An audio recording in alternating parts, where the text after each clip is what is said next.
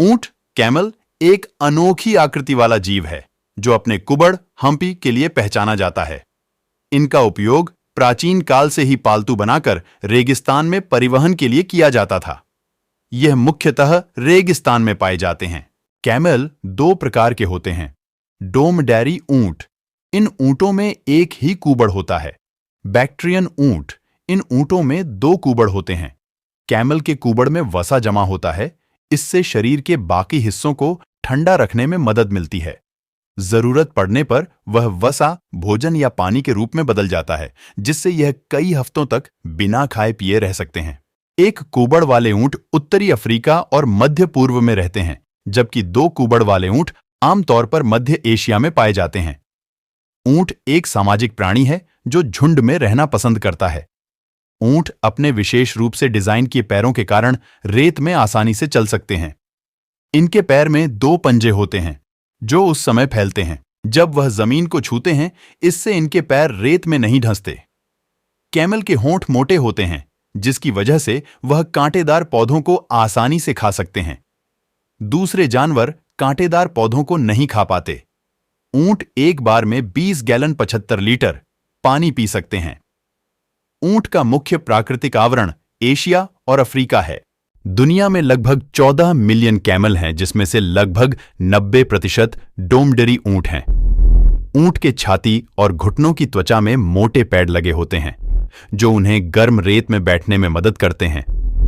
मनुष्य सहित अधिकांश स्तनधारियों को निर्धारित होने से पहले 15% पानी खोना पड़ता है, लेकिन ऊंट 25% तक पानी होने में सक्षम होते हैं, जिसका अर्थ है कि वे पानी के बिना बहुत लंबे समय तक जीवित रह सकते हैं।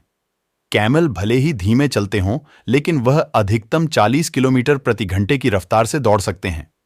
हालांकि वह अधिकतम समय तक 40 की गति से नहीं दौड़ सकते।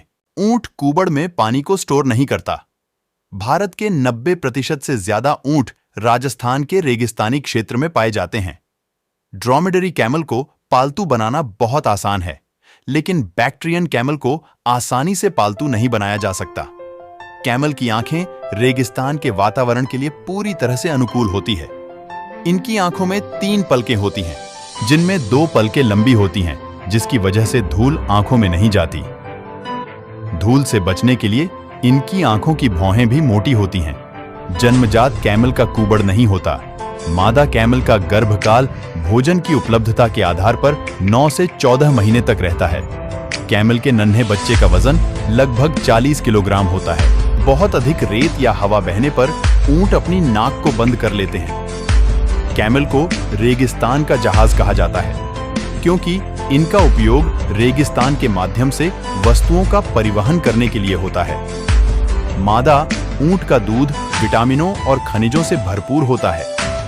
ऊंट का दूध गाय के दूध से ज्यादा स्वास्थ्यवर्धक होता है, क्योंकि इसमें वसा की कमी होती है।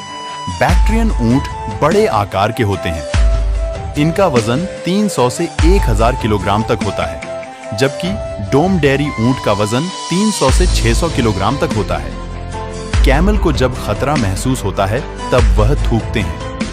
ऊंट अपनी आत्मरक्षा करने के लिए लड़ाई में अपने चारों पैरों का उपयोग करते हैं। कैमल का पेशाब गाढ़ा होता है, जिसे खनिज की तरह जलाया जा सकता है। अरबी संस्कृति में कैमल को लगभग 160 नामों से जाना जाता है। ऊंट की औसत उम्र 40 से 50 साल होती है। ऊंट के पैर लंबे और पतले होते हैं। वह एक दिन में 30 मील 50 किलोमीटर तक आसानी से चल सकते हैं। ऊंट नाम एक अरबी शब्द है जिसका अर्थ सुंदरता होता है।